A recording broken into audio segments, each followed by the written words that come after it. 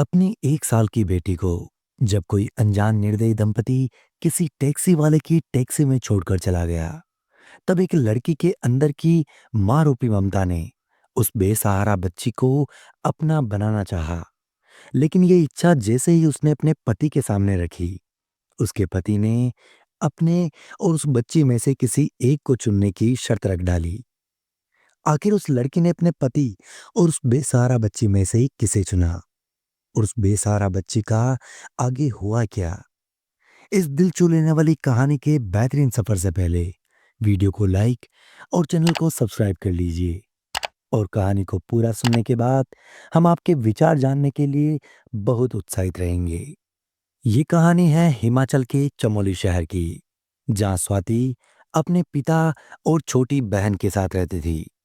ये बात जब की है, जब स्वाति बीए फाइनल में थी।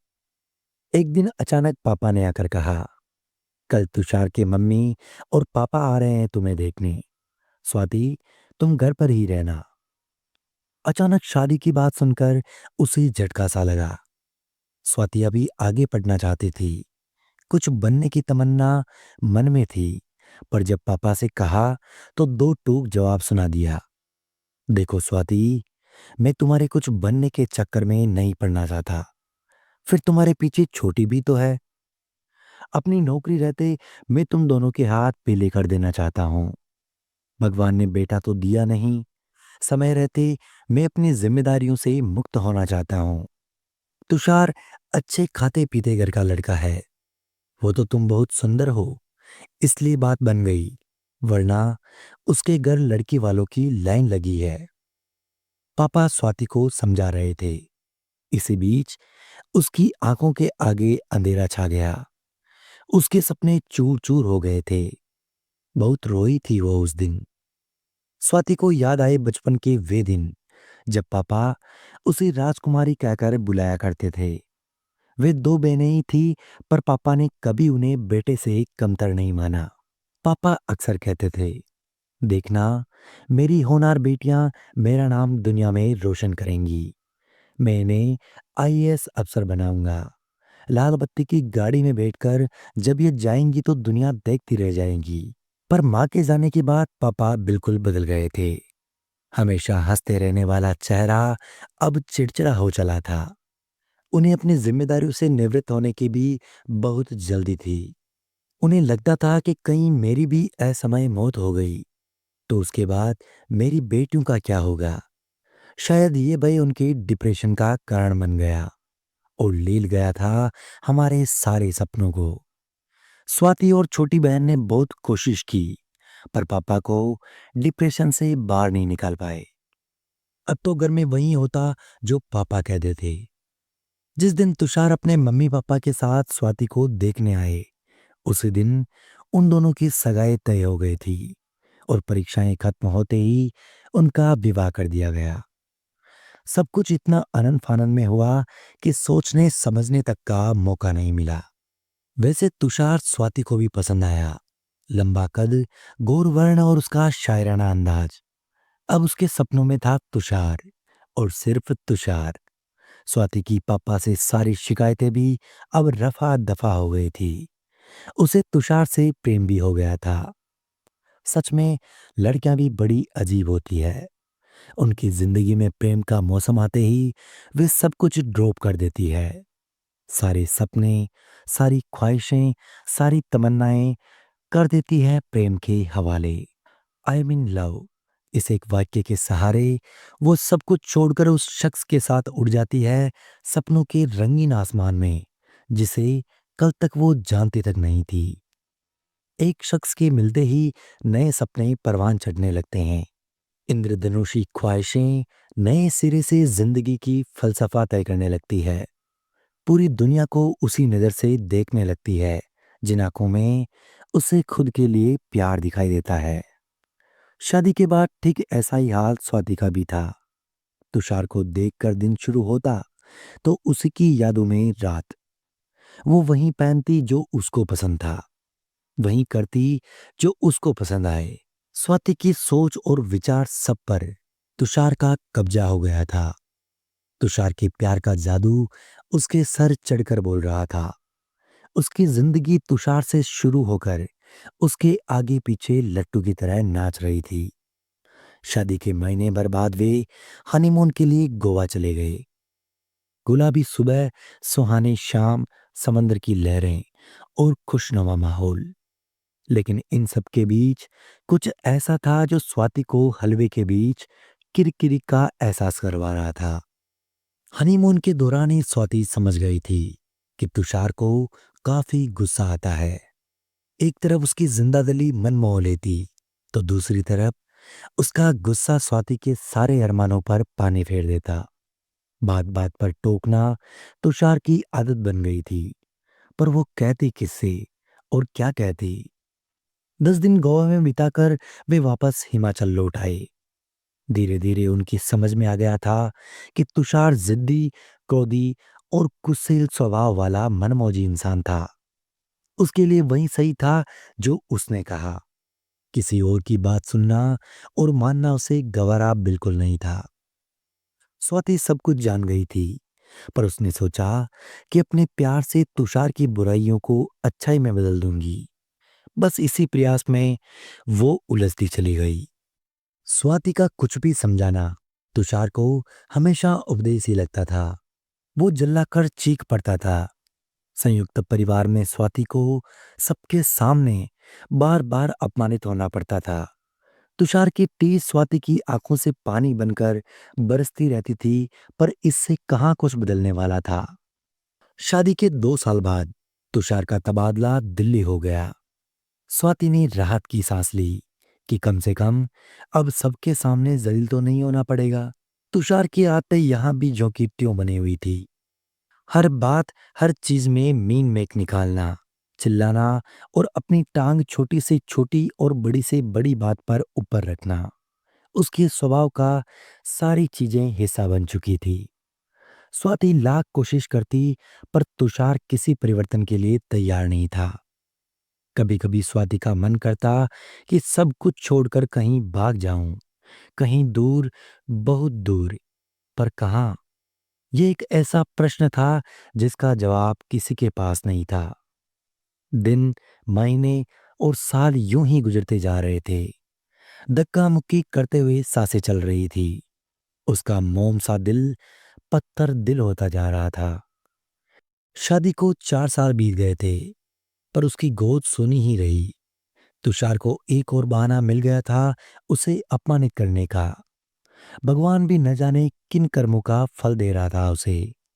डॉक्टर ने तो सब कुछ नॉर्मली कहा था, पर हारे हुए ज्वारी की तरह चुप रहना ही उसकी नीति बन गई थी। एक दिन सुबह आंख खुली तो लगा कि नीचे काफी शोर हो रहा था। स्वाति ने बालकनी से देखा, पर माजरा समझ नहीं आया। तो वो नीचे चली गई। नीचे पुलिस भी थी।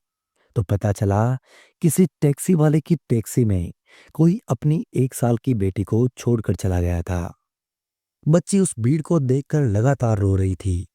सब उस मासूम से तरह तरह के सवाल कर रहे थे, लेकिन वो उन सब अजनबियों को फटी फटी आंखों से देखती और फिर रोना शुरू कर देती। पुलिस अपनी पूछताछ कर रही थी और टैक्सी वाला अपनी अनभिज्ञता की कहानी कह रहा था। लोगों के कयास जारी थे। कोई माता पिता के बोलने की बात कहता, कोई जानबूझकर छोड़ देने की, तो कोई बेपरवाही के अन्य किस्से सुना रहा था, तो कोई भगवान की एक लीला बता रहा। पर किसी को बच्ची की परवाह थी ऐसा लग नहीं रहा था। स्वाति ने आगे बढ़ते हुए बच्ची को गोद में ले लिया और फिर पास की दुकान से उसे टॉफी और बिस्किट दिला दिए। बच्ची थोड़ा सा स्नेह पाकर चुप हो गई। स्वाति की ममता उसे मजबूर कर रही थी। वो लगातार उसके सर पर हाथ फिराती रही। पुलिस ने अपनी कार्रवाई समाप्त की और स्वाति की गोद से बच्ची को लेने लगे। स्वाति जैसे ही बच्ची उन्हें सौंपने लगी, वो बच्ची फिर से रोने लगी। अब स्वाति की ममता अपने चरम पर थी। वो उसे रोते हुए बिल्कुल नहीं देख पा रही थी। फूल सी नन्ही जान उसकी गोद से नीचे उतरना ही नहीं चाहती थी। उसने उसकी साड़ी का पल्लू बहुत कसकर पकड़ रखा था। उसके भीतर की माँ ने बिना तुषार की परवाह किए पुलिस से कहा, जब तक इसके माता पिता नहीं मिल जाते, क्या मैं इसे अपने पास रख सकती हूँ? पुलिस वालों की तो जैसे ही बला टल गई थी। क्यों नहीं, इसके माँ बाप मिल जाएंगे, तब हम इसे ले जाएंगे। स्वाति का नाम और पता नोट करके पुलिस ने अपनी राह पकड़ ली और स्वाति ने अपनी राह पकड़ ली। वो बच्ची के सिर पर हाथ फिराते फिराते, उससे बातें करते करते जब घर की दरवाजे तक पहुंची तो होश में आकर ठिठक गई, क्योंकि दरवाजे पर तुषार खड़ा हुआ था। किसी तरह थूक निगलते हुए स्वाति ने कहा, तुषार, ये बच्ची अपने माता पिता से बिछड़ गई है और बुरी तरह रो रही थी, तो मैंने। स्वाति के ऐसा कहते ही तुषार पांव पटकते हुए भीतर चला गया। आने वाले तूफान का अंदाजा हो चुका था उसे, पर अब क्या, तीर तो तरकश से निकल चुका था। तुषार पता नहीं क्या सलूक करती पुलिस इस मासूम के साथ, इसलिए इसे अपने साथ ले आई मैं। क्यों ठीक किया ना मैंने? कहते हुए स्वाति की जुबान लड़खड़ा रही थी, बदन सूखे पत्ते की तरह बांप रहा था। हाँ हाँ, बड़ा पुण्य का काम किया है तुमने। न जात का पता न धर्म का, पता नहीं किसका पाप है, बस ले आई गोदी में उठाकर। घर पर ही पड़ा था, मैं पूछने तक की जहमत नहीं उठाई तुमने। घर पर ही तो पड़ा था मैं, पूछने तक की जहमत नहीं उठाई तुमने। बहुत चर्बी चढ़ने लगी है आजकल। बुनबुनाते हुए तुषार ऑफिस चला गया। 4 दिन तक लड़की के माँ बाप का कोई पता नहीं चला। तुषार रोज उससे लड़ता और लड़की को पुलिस के हवाले करने की बात कहता या फिर अनाथालय छोड़ने की रट लगाता। पर स्वाति को अपनी ममता की पुकार के आगे कुछ भी सुनाई नहीं दे रहा था। तुषार की हर बात पर स्वाति ने चुप्पी का ब्रह्मास्त्र रख दिया था। उसकी चुप्पी उसके गुस्से की ज्वाला में घी का काम कर रही थी। एक दिन स्वाति ने हिम्मत करके तुषार से पूछा, तुषार, क्यों ना हम इस बच्ची को गोद ले लें? प्लीज तुषार, मना मत करना। तुषार ये सुनते ही और ज्यादा बिफर गया। जाने कितनी जली कटी बातें सुनाई उसने स्वाति को, और फिर अपना फैसला सुनाते हुए बोला, देखो स्वाति, किसी और के पाप को मैं अपने गले की घंटी हरगिज नहीं बना सकता। मैं 3 दिन के लिए कंपनी के काम से बाहर जा रहा हूँ। जब वापस आऊं तो ये पाप का लोतड़ा मुझे दिखाई नहीं देना चाहिए, वरना इसे ऊपर से नीचे फेंक दूंगा। वह दहाड़ता हुआ तुषार वहां से चला गया था। स्वाति ये सब सुनकर भीतर तक कांप गई थी। अजीब कश्मकश थी। एक तरफ जिद्दी और झगड़ालू पति था, तो दूसरी ओर उसकी फूल सी मासूम बच्ची थी, जो अब स्वाति को अपने वजूद का हिस्सा लग रही थी। बहुत उलझन भरे थे वो दिन। वो उस मासूम बच्ची को किसी भी कीमत पर खोना नहीं चाहती थी। उसकी ममता का वेग इतना अधिक था कि उसकी छाती में दूध उतर आया था। न जाने किस भावावेश में वो उसे दूध पिलाने लगी थी। भगवान ने उसके लिए एक अनमोल तोहफा भेजा था। उसकी मन्नतें, प्रार्थनाएं, व्रत और उपवास सब पूरे हो गए थे। फिर भला कैसे छोड़ देती डूबती नैया की इस पतवार को? लेकिन आप सोच भी नहीं सकते दोस्तों कि उसके बाद स्वाति ने क्या किया। उसने जो किया, वो फैसला लेने के लिए किसी भी पत्नी को बहुत हिम्मत चाहिए होती है। तुषार के बिना प्यार के व्यवहार से वो परेशान तो थी ही, इसलिए कुछ प्रश्न लगातार उसके दिमाग में आत्ममंथन कर रहे थे कि क्या पति नामक जीव इतना महत्वपूर्ण है जिंदगी में कि उसके बिना जिया नहीं जा सकता? क्या उसके लिए मैं अपनी ममता का गला घोट दूं? क्या मंगलसूत्र और सिंदूर की बेड़ियों में जकड़ी नारी का पति से अलग कोई व्यक्तित्व नहीं है? क्या गुस्सैल पति की गालियां खाने से अच्छा ममता के समंदर में गोते लगाना नहीं होगा? प्रश्नों के चक्रव्यूह में उलझते निकलते 2 दिन बीत चुके थे, और उसे ऐसा फैसला करना था जिसे हर लड़की या हर पत्नी करने की हिम्मत नहीं जुटा पाती। अजनबी मासूम बच्ची और अपने पति तुषार में से उसे किसी एक को चुनना था, वो भी तुषार के लौटने से पहले। आखिर बहुत सोचने के बाद उसने फैसला कर लिया कि वो न तो इसे पुलिस के हवाले करेगी और न ही इसे अनाथालय भेजेगी। पत्नी बनकर बहुत जी लिया, अब मां बनकर जीने की इच्छा और दृढ़ निश्चय ने उसे बहुत जोश से भर दिया था। उसने अपना सामान बांधा, जेवर और कुछ पैसे रख लिए। वो जानती थी जब तक कोई स्थायी इंतजाम और नौकरी नहीं मिलती, इन्हीं रुपयों से काम चलाना होगा। और तुषार के नाम वह एक छोटा सा खत छोड़कर हमेशा के लिए वहां से चली गई। उसने खत में लिखा, तुषार, मैं जा रही हूँ। पत्नी बनकर बहुत जी लिया। मुझे नहीं लगता तुम्हें मेरी कोई खास जरूरत होगी।